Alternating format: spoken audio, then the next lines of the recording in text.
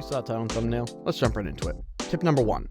You can do the 3 main quest lines of this Easter egg simultaneously. That being the trials, the swords, and the incantations.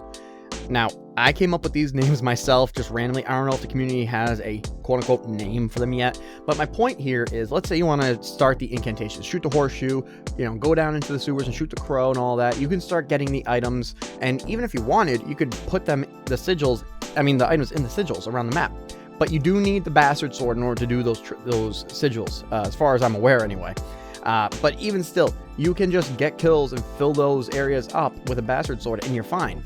I don't know if that's accurate, by the way. You might not need the bastard sword for that, but you understand my point. And let's say you're doing the incantations first. While you're doing that, if you don't want to start killing the zombies yet, and you still have a zombie left over for the round before you move on to like round 9 or 10 or whatever, you can start doing the trials. You can go around, get the chalk outline on all the symbols in the tavern from the potion bottle thingies on tables, and then go and do that step. Or you can do the swords. If you have one of the steps, you can do one of the steps for maybe like the fire sword or the electrical sword and get the barrage or something. My point here is, there are 3 main quest lines in this egg leading up to the mystical orb, and the only real hypocritical point, again, is the elemental swords are needed in order to bust open the chest for your incantations. But at that point, you're going to be at the mystical orb anyway, so it doesn't really matter. You should have the 4 elemental swords by that point, and if not, then you're going to get them anyway. So, long story short, these 3 quest lines, the graphic you should be seeing on screen that I whipped up, it's just to show you, yes, there are certain steps in order you have to do, but there are 3 different lines of quests that lead you there. And that's how I was able to get to the boss on my second run within almost an hour. I think it was an hour and 10 minutes or something, but it's very easy to do. And you don't need to do the swords and then the incantations and then the this and then that and then. Just do them at your own pace. You can save a zombie and get like 3 steps done in 1 round. It's very easy. Tip number 2. When doing the fire step, purple-eyed zombies will always spawn in the same exact locations. So really, what I'm trying to say here is, let's say that you're next to the dead shot line, right? And you're running up, there will always be a purple-eyed zombie that spawns next to the entrance to the main courtyard of the entrance of the castle. If you're in the upper town, there will always be a zombie that spawns on the stairs in the center, like 2 feet behind, or in front of, the entrance to the courtyard of the entrance. Let's say you're on top of the entrance, right? You're next to the cannon. There will always be a zombie that spawns to the right of the doorway, right outside of the entrance of the castle. They're always going to spawn in the same exact locations. There's no randomness to it. When you do one certain fire goblet, you're going to run it over to the dragon. There will always be a zombie in the same place every time you do it. Tip number 3. When doing the mystical orb, the swords do not change the order where you need them. Now, I say this having done this 4 times, and every time, unless I'm unrealistically lucky, they do not change. What I mean by this is, in the Undercroft, when you put the orb into the slot, you will always need the void sword down there. When you go down into the spawn room, you will always need the electric sword. And when you go outside the entrance to the castle, you will always need the fire sword. And then, of course, the lights where you stand in the orb of light for whatever. I just use Aether Shroud. Bonus tip, there you go. Tip number 3.5. When doing the orb part of the mystical orb challenge where you have to stand inside of them, use the Aether Shroud. It'll make it way easier, trust me. But yeah, they don't change, so you know what to get into, and there's no go down, figure out what the color is, run back, grab the sword, go back down. It's always going to be the same. If I'm wrong, I apologize. I didn't realize that, but I don't think I am, because again, I've done this 4 times, and every single time I've needed the fire sword outside the entrance to castle. I've needed the electric sword in the spawn. I've needed the void sword down in the Undercroft. So there's very little to no randomness in this as far as my experience goes. Tip number 4, zombies will ignore you listening to the recording right before the boss fight with the Guardian Key, and right when you're talking to Craft for the first time, but only if you're near the audio source. And that's very important. Say you need a breather or something, or a break after you unlock Pack Punch, you go talk to Craft. If you stand next to Craft, they will not attack you. If you stand next to the Guardian Key in the secret room when you open it, they will not attack you. But if you leave that immediate area, they will go after you. And it's not like if one person leaves the area, then the zombies attack everybody. If you yourself are next to Craft, doesn't matter what anybody else is doing, you will not get attacked until he's done talking. If you yourself are not next to the Guardian Key while the recording is playing, then you will be attacked. You have to be next to the Guardian Key while the recording is playing in order to not get attacked. Again, though, that only lasts as long as the audio clips run. And tip number 5. Okay, this one is a little crazy on screen right now, might be a little jarring to you, but let me explain. We have found the rock scorpion, rock with the fish, ram horn, 2 skulls, jaw with teeth, antlers, and the rock with the Virgo symbol thus far. That said, this is a very easy step to do.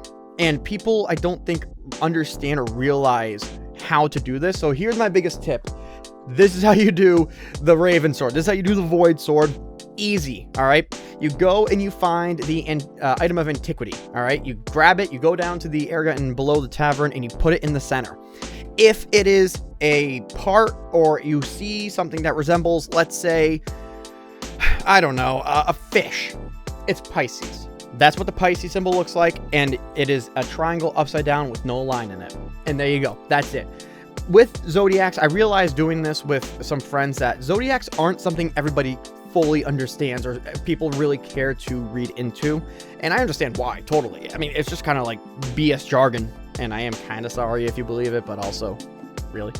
But no offense. So anyways, I say that with my mother who loves this stuff, but I digress. So the symbol of the zodiac sign, all of them do in our real life have an element, an alchemical symbol associated with it. All Taurus, all Virgos, and all Capricorns are earth. All Geminis, all Libras, and all Aquarius are wind, etc., etc. That's just how it goes. It is what it is. I'm a Leo. I have fire. All right. My father is I think a Cancer. Yeah, Cancer. He's water. And so on and so forth. You know, if you are a certain zodiac, well, not if, you are a certain zodiac sign, according to this line of thought anyway, and there is an elemental, there's an element that's associated with you because of your birthday. Just hang with me. I know. So because the element is associated with you, they do have alchemical symbols, those being the 4 triangles.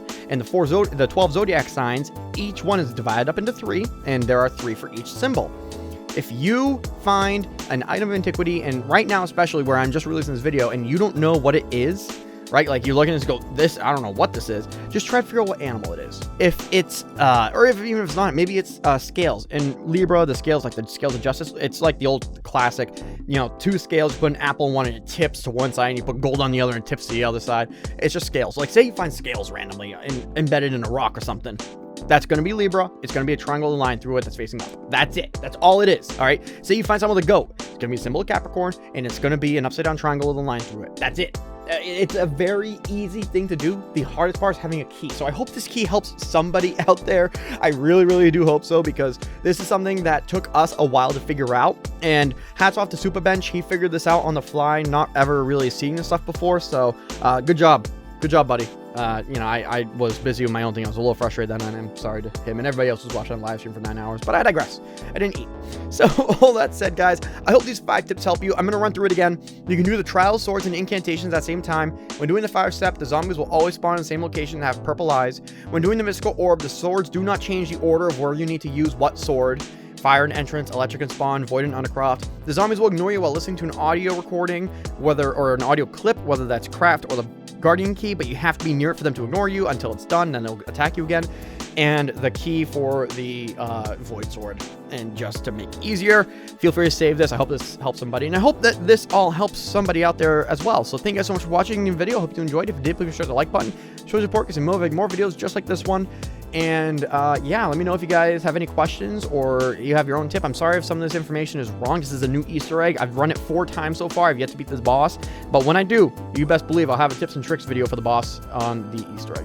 Anyways, guys, I love you all. Remember, somebody somewhere loves you, even if you don't know yet, and Jesus loves you.